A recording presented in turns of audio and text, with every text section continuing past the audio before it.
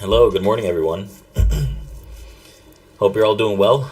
It's Monday, January 13th, and markets continue on a strong decline on the overnight session here. We started a bit later, but last night I tried to do a live stream here on YouTube for the week ahead in preparation to see what's going on, but it didn't save on YouTube. I don't know what happened. On the live stream, it was like good. It said like 20 minutes or whatever, and then when I went to play it back again, it just didn't give me anything. It was like a 2-minute video, so I took it down. But I want to do those like live streams on the weekends to get prepared for the week ahead. We'll do some throughout the week as well. So hope you like my new layout here. There's a decent bit to talk about. It's a pretty heavy week. It's the first full week of January that we've got coming up right now without any events or holidays, season, whatever the case is. But next Monday, January 20th, what we've got going is Martin Luther King Day. So markets are going to be closed. It's going to be a long weekend.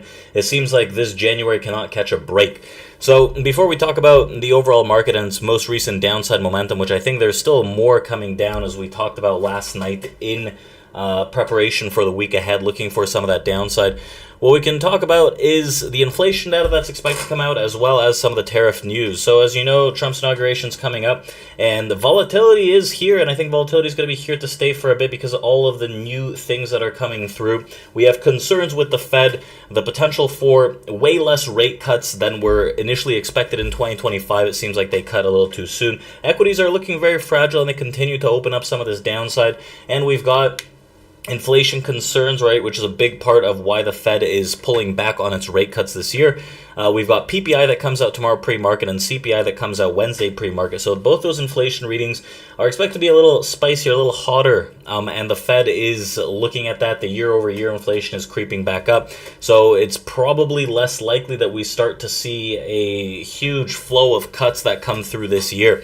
That's one of the main things to watch out for. I think it's going to bring out a lot more volatility. And even if we do get a spike in the inflation data, last week the jobs report came out pretty bullish, but good news is now bad news. If we do get a spike based on the inflation data, I think it's going to be short-lived and the market continues its rollover to the downside. So we're just a week away from President-elect's Trump, I guess, inauguration, taking office, and many investors are talking about the policies that will be enacted under the new administration. The most controversial economic approach has clearly been tariffs, which have been leveled against China, Canada, Mexico, and the EU, or other blocs and nations.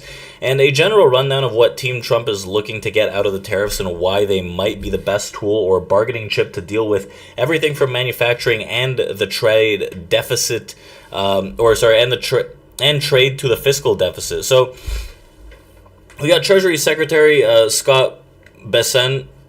I'm not fully sure how to pronounce it, but the truth is that tariffs have a long and storied history as both revenue-raising tools and a way of protecting strategically important industries. In the U.S. President-elect Trump has added a third leg to the stool, tariffs as a negotiation tool. With our trading partners, our size gives us market power and the ability to dictate terms, and other countries need us more than we need them, but we still have to use that power. Now, Commerce Secretary also said that when you're running for office, you make broad statements so that people will understand you. Tariffs are an amazing tool for President Trump to use, as he understands don't tariff stuff we don't need and build in America. We can't sell a Ford or GM in Europe because there are 100% tariffs. In Japan, also, there's 100% tariff stemming from the Marshall Plan. And how about we say we are going to tariff you like you are going to tariff us? Of course, they're going to come in and negotiate their tariffs, and they're going to come down realistically. And U.S. Trade Representative also said that tariffs help support U.S. manufacturing jobs in particular, especially to the extent they're remediating an unfair trade practice. If you level out the playing field, it makes it so Americans don't have to compete unfairly.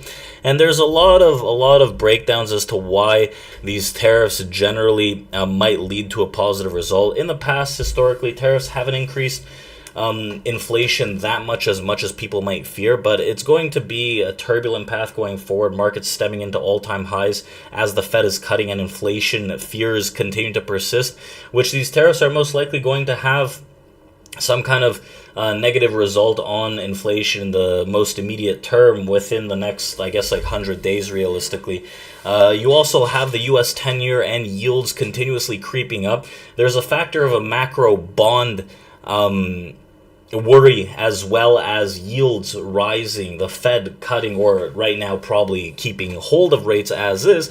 But all these concerns are trickling into the market, and as we've seen, we've started off the year to the downside. This year isn't going to be as, I guess, fruitful and upsided and continuously buy-sided as last year, most likely. What you're going to see is increased volatility and swings, more volatile swings throughout. We've entered into a period where markets have very weak internals, and a lot of people are looking at this like 5% dip, 7% dip in tech and starting to frivolously buy it. I know that a lot of big money is trying to flow into this, especially into names like Nvidia, which have seen strength for the most part of last year, which have helped drive markets to the upside. But the reality of the situation is there's still a decent path to the downside where we could have our first 10% pullback to start the year off, right? A little sooner than I was originally expecting, but that's just the path of what we got going on. Now, if we take a look at what's going on in terms of these equity markets, you can see over here the S&P 500 volume profile chart. We're moving continuously into auctions to the downside. Last week's triple distribution left behind the idea of continuation to the downside to kind of pull things lower. And right now, off the open on the overnight session, we're down a decent bit, right? The U.S. S&P 500 dropped about 60 handles on the overnight session from the highs to currently where we're sitting, and that downside persists, right? We have a massively important area at 5,800. Not only is it just a round number, but it's a key distribution ledge, and that area has been traded a lot before and held out a lot before. This was in November, if I'm not mistaken, and I think that at this point, right, it's going to hold most immediately, but it's just going to be a temporary push before the sell side comes in at higher prices, and we generally are expecting a flush below that area. Whether it's going to be a head fake or not, that's for the markets to decide, but I'm not trying to be super bullish into this. I'm looking to sell rallies, and the most immediate area to consider is 58.45 to 58.50.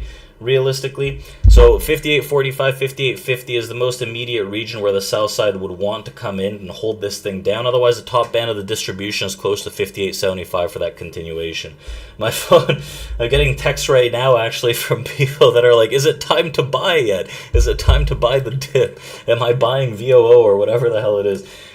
So at that point, when retail is this excited to buy this dip, just I want more fear and more expansion if I am looking to take the opposite side of the position in terms of the upside, right? If I'm trying to find an area to buy, whether it's for an investment purpose or a swing purpose, I do need more. I do need more extreme selling. I need to see panic realistically. I need to see oversold criteria. And market internals right now are flashing continuation to the downside. So that's how I want to start the week off, looking for a little more of that downside. I think rallies for the most part this week are going to be sold. Even like I said at the beginning of this, when you have the CPI data, PPI data, this inflation data that comes out over the course of the next 2 days, not including today, even if there are spikes, the follow-through most likely is going to be short-lived. So I'll leave you guys with that. I hope you guys have a fantastic start to the trading week, and we'll be in touch. We'll do more streams throughout this week and continuous, and I'll see you guys at community.tradeproacademy.com. So we'll chat soon.